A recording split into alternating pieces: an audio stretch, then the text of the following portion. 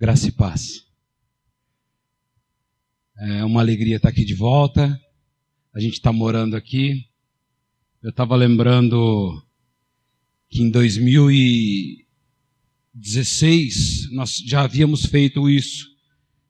Estávamos trabalhando nessa comunidade terapêutica em Cornélio Procópio. E a gente deixou o trabalho lá e veio para cá. Logo quando cheguei, a minha cunhada, a Ivone, a hora que eu falar o nome dela, ela olha. Ela olhou agora. Logo quando eu cheguei, a Ivone chegou para mim e falou assim: você tem que conhecer o pastor da minha igreja. Eu falei: o quê? Você tem que conhecer. Eu falei: mas como? Não, você tem que conhecer. Pega o telefone, liga para ele, porque você tem que conhecer. Você lembra disso, Ivone? Aí eu peguei o telefone, disfarcei e fingi que não era comigo. Hoje a gente mora junto, Ivone. Eu e o pastor da sua igreja, a gente mora junto, na mesma casa. A Ivone teve uma palavra profética naquela ocasião, viu, Ivone? Eu creio nisso. E nós fomos chamados ao Ministério de Libertação, estivemos lá por 3 vezes. Nessa última vez, fomos para lá no começo do ano passado, crendo ser definitivo, que íamos para ficar lá. Mas a comunidade terapêutica está passando por sérios problemas financeiros, administrativos, correndo risco de fechar. E aí você fala: por causa de dinheiro vocês voltaram? Que falta de fé. E eu te digo, irmão, irmã, voltamos por uma questão de responsabilidade. Tenho um filho de 12 anos e um de 2 meses. Levamos a cabo todas as nossas esperanças de tentar mudar aquele quadro, mas chega um momento que deixa de ser a nossa vontade. Cremos que existe algo de Deus sendo tratado naquele lugar. E quando saímos daqui para ir para lá, como o pastor falou da Gisele, a gente não saiu pela janela e nós não fomos fugidos. Estivemos aqui nesse mesmo púlpito, nesse mesmo palco, nesse mesmo altar, e fomos enviados por essa igreja. E o meu pastor, pastor Fábio, e a nossa liderança vinha-nos há aproximadamente 3 ou 4 meses já dizendo que nós deveríamos voltar segundo o que estávamos vivendo lá. E quando chegou o final do ano, ele já não deu mais conselho, né, pastor? Ele falou: marca o dia que eu vou mandar o caminhão aí buscar. E nós entendemos que era o tempo e que também teríamos que obedecer o nosso líder. E voltamos. E vamos trabalhar junto aos projetos dessa igreja daqui em diante, amém? E cremos que, estando aqui em comunhão com a igreja e agora tão próximos dessa igreja, teremos a oportunidade de viver um ano surpreendente. Cremos nisso. O ano surpreendente não será só para mim, só para o pastor Fábio. Será um ano surpreendente para a comunidade Caminho Vivo e para todos os filhos de Deus espalhados por essa cidade. Nós cremos em nome de Jesus. Salmo 46, versículo 10. Só a primeira partezinha dele está dizendo assim: aquietai-vos e sabei que eu sou Deus. Aquietai-vos e sabei que eu sou Deus. Só esse trechinho, ele, dentre tantos textos bíblicos que fazem parte da minha vida, eu tenho certeza que cada um de nós aqui tem textos que fazem parte de algum momento, de alguma história, de alguma circunstância. Eu estava conversando com o pastor Fábio sobre chamada, né? Eu tenho o texto bíblico com o qual eu fui chamado ao ministério, e depois teve o texto que confirmou a pastora Adriana na minha vida, e dessa forma Deus vai nos dando textos bíblicos que vão nos dando direção, nos dando orientação, ou nos marcam por alguma circunstância da nossa vida. E esse texto, Salmo 46, 10, primeira parte: aquietai-vos e sabei que eu sou Deus. Ele é um texto que faz parte da minha vida, da vida da Adriana e da vida do Samuel, porque no ano que nós nos casamos, em 2014, poucos meses depois que eu estava aqui, nós morávamos numa casinha lá no Jardim IP, e houve uma chuva de pedra, e essa chuva de pedra destruiu o telhado da casa, e encheu a casa de água, e nós perdemos uma quantidade grande de coisas. Só que nós não tivemos como consertar o telhado. E a chuva não parava. Então eu fiquei com a minha família acampado dentro de casa. Nós montamos a barraca dentro do quarto e por 3 dias nós vivemos dentro da barraca. E na noite que aconteceu a chuva de pedra, que a casa estava cheia de água, e eu nunca tinha passado por nada dessa forma, e para mim tudo era novo, porque eu tinha acabado de me casar e tinha assumido a paternidade do Samuel, e era muito novo para mim ter uma criança sob minha responsabilidade, sob meu cuidado. Então, quando a chuva de pedra estourou aquele telhado, e eu vi o meu filho, que tinha acabado de nascer para mim, quando eu percebi que ele estava desabrigado, então eu me senti o homem mais impotente do mundo. Então tudo que eu consegui foi montar a barraca, colocar os colchões que nós conseguimos proteger com uma lona dentro da barraca, e nós montamos o nosso acampamento dentro da barraca. E aí eu mandei que eles entrassem na barraca, e quando eu entrei, eu passei mais de 1 hora chorando. Pode ser convulsivamente ou compulsivamente, tanto faz, né, pastor? Eu sei que eu chorava muito. Eu chorava muito. E eu escutei o Samuel falar para a mãe dele: abraça ele. E eles me abraçaram, um de cada lado, para me consolar. E nessa hora, Deus falou para mim: aquietai-vos e sabei que eu sou Deus. De lá para cá nós tivemos mais 2 casas inundadas. No dia da mudança aqui, choveu sobre toda a mudança, nós perdemos o que não tinha perdido da outra vez. Mas Deus sempre me disse para eu me aquietar e saber que Ele é Deus. Porque Ele não é Deus para as coisas velhas que a gente tem carregado naquele caminhão de mudança. Cada vez a gente precisa de um caminhão menor, né? Vai barateando o frete também. Não é sobre as coisas que Ele é Deus. É sobre a minha vida. É sobre a minha família. É sobre a minha história que Ele é Deus. É sobre o meu ministério que Ele é Deus. E eu percebo que, independente se a gente deixa de ter algo material a cada passo, a cada nova etapa, Deus trata de nos agregar algo emocional e espiritual, porque Ele não tem perdido a oportunidade de nos surpreender. Surpreender, a palavra surpreender, ela quer dizer causar surpresa. Ela quer dizer pasmar, abismar, espantar ou desconcertar. Eu gosto muito. Você também, né, Maurício? Gosta de ir no dicionário, eu já percebi isso. Eu precisava entender essa história desse ano surpreendente, porque eu quero ser surpreendido. Eu quero ser surpreendido esse ano e eu quero ser sucessivamente surpreendido por Deus esse ano. Eu não quero chegar lá no fim e dizer que aconteceu uma coisa da parte de Deus que me surpreendeu, mas eu quero dizer que eu fui surpreendido diariamente por Deus nesse ano. Você também? Que bom. Aí eu fui à Bíblia para procurar algo surpreendente para ilustrar. E ficou difícil.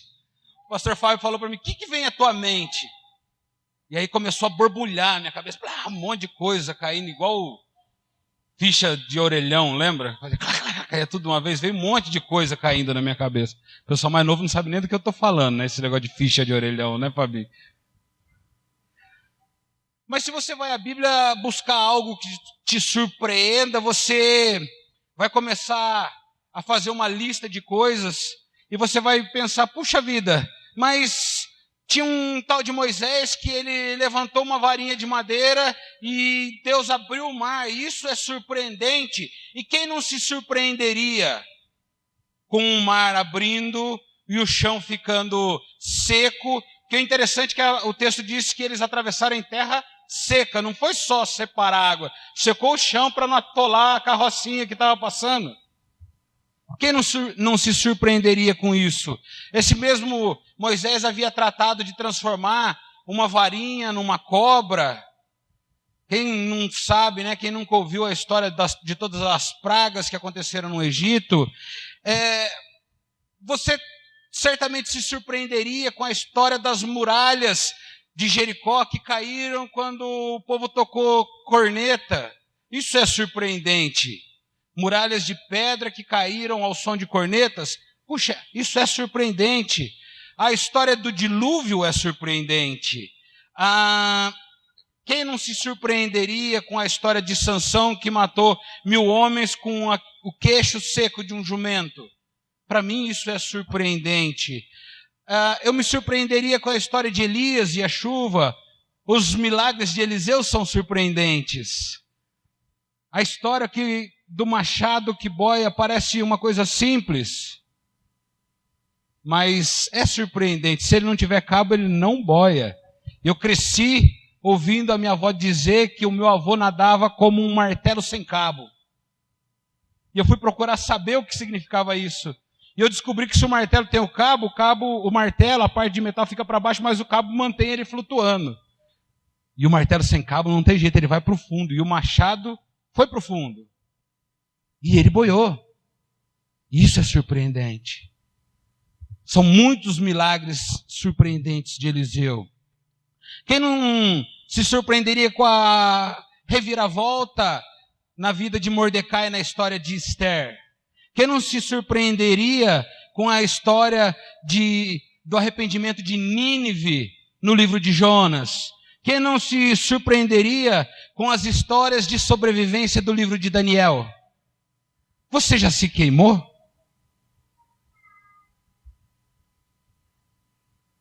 Talvez você nunca tenha entrado na cova de um leão. Eu também não, mas eu já corri de um cachorro. Hã?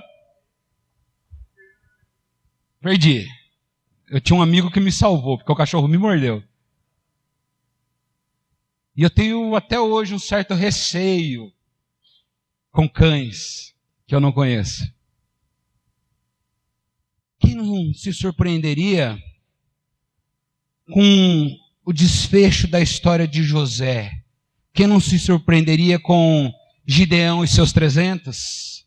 Quem não se surpreenderia com a cura do cego de nascença no Novo Testamento, ou com a história do paralítico de Betesda? Quem não se surpreenderia com a ressurreição da filha de Jairo? Quem não se surpreenderia com Lázaro saindo do túmulo? Com certeza, alguém se surpreendeu com a ressurreição de Jesus. Eu imagino que a Bíblia diz que as pedras quebraram no meio, houve terremoto, o dia escureceu. Certamente isso foi surpreendente. Então, quando a gente vai tratar de coisas surpreendentes, a Bíblia é um livro surpreendente. Não só pela sua coerência, pela concisão dos fatos, mas quando a gente trata das histórias individualmente, cada uma delas é surpreendente. Esse ano será um ano surpreendente.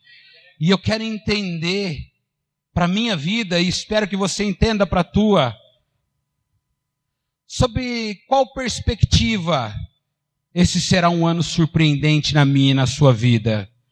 A gente vê essas questões surpreendentes da Bíblia e a gente imagina coisas grandiosas acontecendo na nossa vida. Talvez você, quando viu aqui no último dia do ano, escrito que esse ano será o ano surpreendente, você tenha pensado na sua situação financeira e você tenha dito: Senhor, me surpreenda pagando ou me dando condições de pagar minhas dívidas, resolva meu problema no banco. Talvez você espere ser surpreendido com uma questão na tua saúde, talvez você tenha uma doença e você fala: meu Deus, não tem mais jeito, a coisa é grave, e você fala: Senhor, me surpreenda, me curando. Talvez você tenha a expectativa de ser surpreendido recebendo uma promoção no trabalho. Talvez você tenha problemas de relacionamento na tua família, com tua esposa, com teu marido, com os teus filhos, e você queira ser surpreendido por Deus nessa área, porque nós colocamos grandes expectativas sobre Deus e esperamos que Ele nos surpreenda, realizando grandes milagres. Talvez a tua expectativa seja que Ele abra o mar vermelho na tua vida. Talvez que Ele derrube as muralhas de Jericó na sua casa. Talvez você espere que com 2 ou 3 familiares você vença uma grande guerra, como Gideão. Mas às vezes nós temos que pensar que existem diversas maneiras de sermos surpreendidos por Deus. E talvez a gente não se sinta surpreso, talvez nós não nos percebamos surpreendidos, porque a nossa expectativa pode estar fora das expectativas de Deus. Eu quero que aconteça um grande milagre na tua vida. Eu quero que as muralhas caiam na tua vida e na tua casa. Eu espero que o mar se abra na história da tua vida. Eu espero ouvir aqui esse ano diversos testemunhos de irmãos e irmãs que foram surpreendidos por meio de grandes realizações. Eu quero ouvir isso. Mas eu quero que você seja surpreendido de várias maneiras, em vários aspectos da tua vida. Eu quero perguntar para você, você quer ser surpreendido na perspectiva de quem? Na de Tomé? Quem sabe quem é Tomé? Levanta a mão.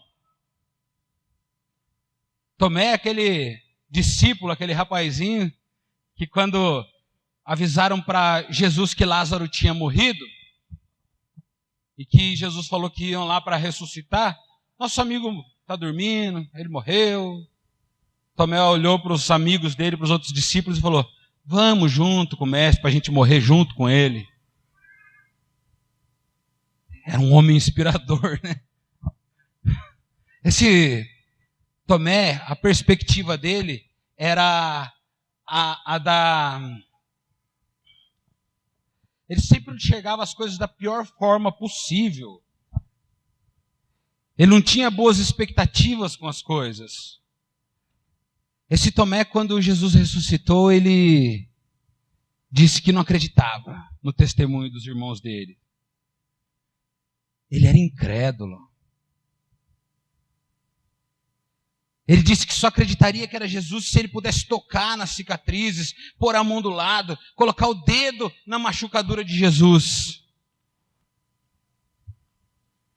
Ele era pessimista. Ele duvidava.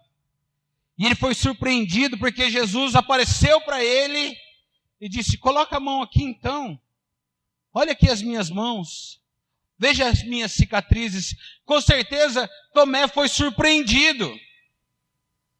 Mas depois dele ter sido surpreendido, ele teve a expectativa pessimista, incrédula e duvidosa dele sanada. Mas depois disso, Jesus diz, felizes aqueles que creem sem ver. É uma questão de fé.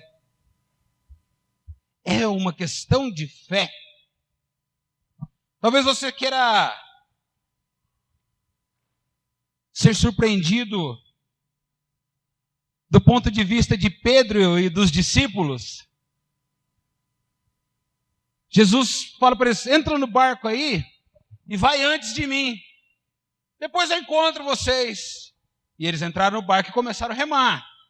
Eles estavam lá no meio do laguinho, que era um lagão, né? Era o Tiberíades. Era esse mesmo, nessa circunstância, né? E quando eles estavam lá no meio, eles olham e veem uma pessoa se aproximando deles, caminhando sobre a água. Então, de maneira coletiva, os discípulos foram surpreendidos, porque a palavra diz que eles se assustaram e falaram, deve ser um fantasma. Crente, deve ser um fantasma. Então, esse foi o primeiro aspecto da surpresa dos discípulos. Eles viram algo que não era natural, que não era comum. E os homens de pouca fé, eles são negativamente surpreendidos com o sobrenatural. Os incrédulos, eles não ficam surpreendidos de maneira jubilosa com aquilo que é incomum da parte de Deus. Mas tinha um cara mais corajoso, Pedro, e ele fala: se é o Senhor mesmo, deixa eu sair do barco e te encontrar. E Jesus fala: então vem. E Pedro sai, e Pedro vai, e Pedro anda, e Pedro fica com medo, e Pedro afunda. E quando Pedro está afundando, ele estava vendo que ele ia morrer, ele ia se afogar, então Pedro é surpreendido pela segunda vez. Pedro é surpreendido pela mão estendida de Jesus. Pedro é salvo, ele não morre.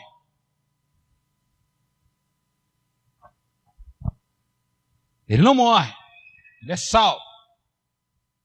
Mas ele ficou surpreso. Como pode? Além dele andar em cima da água, ele me tira do fundo. Eu creio que essa foi uma boa surpresa. Porque mostra o outro lado do aspecto da fé. Talvez você queira ser surpreendido como a samaritana do poço de Jacó. A samaritana do poço de Jacó, ela foi surpreendida em vários aspectos naquele encontro com Jesus. Quando ela chega ali, então aquele homem desconhecido vem conversar com ela. Então durante aquela conversa, durante aquela prosa que eles estão tendo, ela fica abismada. Lembra que eu falei? O que significa ser surpreendido? Uma das palavras que define é abismado. E eu fui procurar o que é abismado. E abismado significa admirado. Abismar é admirar. E essa mulher ficou admirada. Ela ficou admirada porque o contato dela, o encontro dela com Jesus, trouxe luz sobre o pecado dela. E ele falou a vida dela.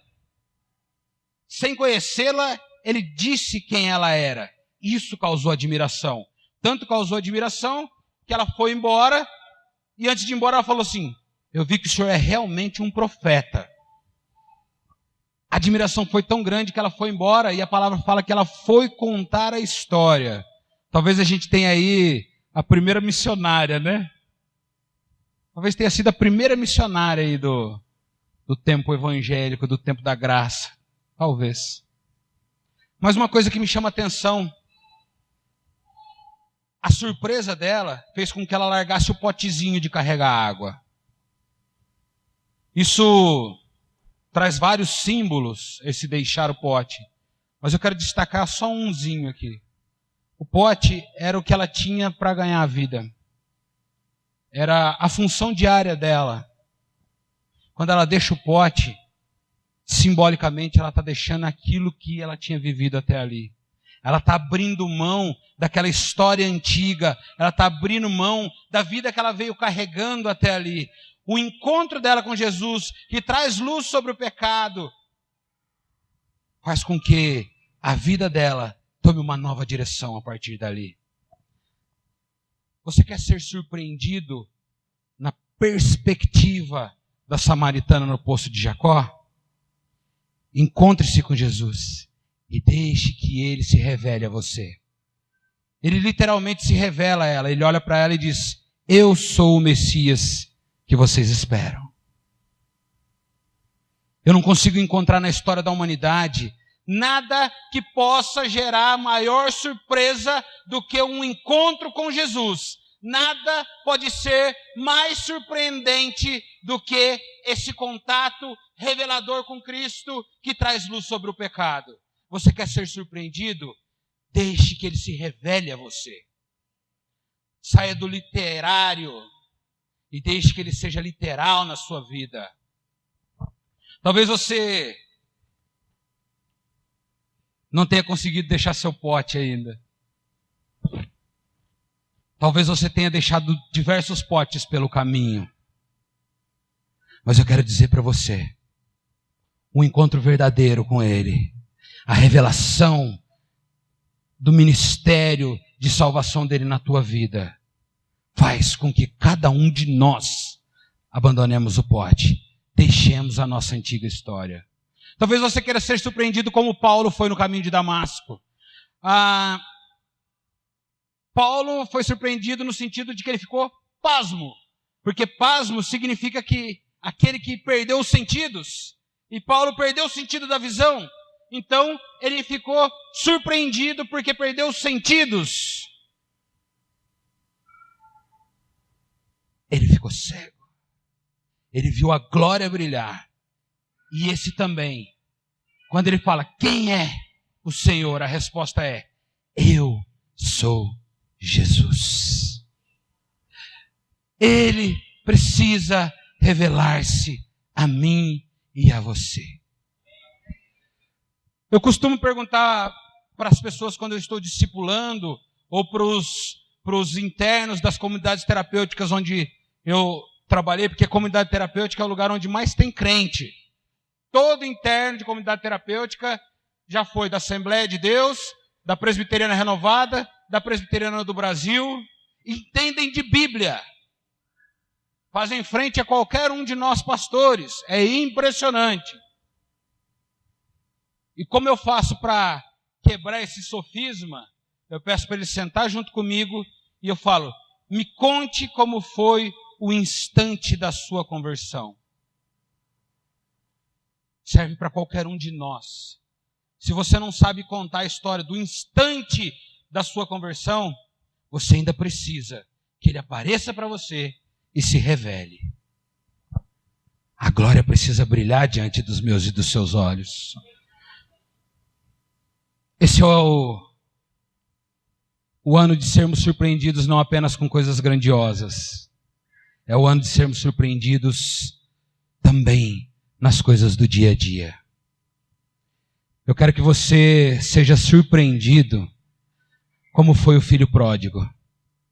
O filho pródigo ele sofreu um deslumbre quando saiu da casa do pai. Porque deslumbramento, além dessa coisa de você ficar também surpreso, deslumbramento significa ofuscação ou obscuridade. As coisas que ele viveu quando saiu da casa do pai foram um grande deslumbramento com as festas e as coisas do mundo. Mas isso acabou, porque era temporal e era condicionado às riquezas dessa terra. Mas o filho volta para casa e ele volta esperando ter apenas um prato de comida. Mas quando ele chega esperando apenas comer, ele é surpreendido por um pai que o recebe como filho. Você e eu somos os filhos a qual o pai está esperando para colocar sandálias, para renovar a aliança, para dar a honra digna de um príncipe. Creia nas grandes coisas de Deus na tua vida esse ano, nos grandes acontecimentos, creia na quebra das muralhas, mas não deixe de se surpreender com a paternidade daquele que te ama. Amém? Amém. Eu quero orar com você. Pode ficar sentado mesmo. Feche os teus olhos. Senhor, em nome de Jesus, eu quero te agradecer pela oportunidade de estarmos aqui nessa casa de novo. Eu quero te agradecer pela vida de cada homem, cada mulher e cada criança que faz parte dessa família. Eu quero te agradecer porque temos um Pai que nos surpreende cada vez que nos olha, nos surpreende com o teu amor, com o teu cuidado, com a tua proteção, que nos surpreende pelo simples fato de sermos teus filhos. Que o teu amor, que a tua paternidade esteja sobre essa casa e que o teu nome seja glorificado através do nosso serviço, em nome de Jesus. Amém.